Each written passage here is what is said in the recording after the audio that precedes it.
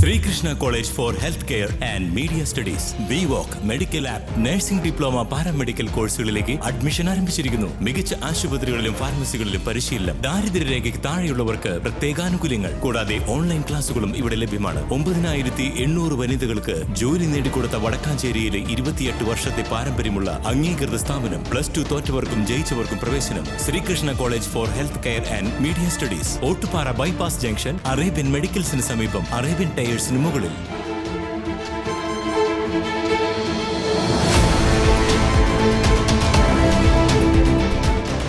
കള്ളിൽ മായം ചേർത്തതിനെ തുടർന്ന് ഒറ്റപ്പാലത്തെ 5 കള്ള് ഷാപ്പുകൾ പൂട്ടി. മേഖലയിൽ എക്സൈസ് നടത്തിയ പരിശോധനയിൽ മായം ചേർത്ത കള്ള് പിടികൂടി. എക്സൈസിന്റെ ഓപ്പറേഷൻ തണ്ടറിന്റെ ഭാഗമായി നടത്തിയ പരിശോധനയിലാണ് മായം ചേർത്ത കള്ള് കണ്ടെത്തിയത്. 5 കള്ള് ഷാപ്പുകളുടെ ലൈസൻസാണ് എക്സൈസ് റദ്ദാക്കിയത്. ഈസ്റ്റ് ഒറ്റപ്പാലം, അരിയൂർ, തെക്കുമുറി, വീട്ടാമ്പാറ, വരോട്, ചക്കരക്കുഴി തുടങ്ങിയ സ്ഥലങ്ങളിലെ ഷാപ്പുകളാണ് അടച്ചുപൂട്ടിയത്. ഈ ഷാപ്പുകളുടെ ലൈസൻസി ഒറ്റപ്പാലം സ്വദേശിയായ പവിത്ര, വിൽപ്പനക്കാരൻ സായി, ഗോപൻ എന്നിവർക്കെതിരെ ജാമ്യമില്ലാ വകുപ്പ് പ്രകാരം കേസെടുത്തുവെന്നും എക്സൈസ് ഉദ്യോഗസ്ഥർ അറിയിച്ചു. ഈസ്റ്റ് ഒറ്റപ്പാലം ഷാപ്പിൽ കള്ളെടുത്ത് രാസപരിശോധനയ്ക്ക് അയച്ചതിലാണ് മായം കണ്ടെത്തിയത്. കള്ളിൽ സോഡിയം ലോറിൽ സൾഫേറ്റിന്റെ സാന്നിധ്യമാണ് കണ്ടെത്തിയത്.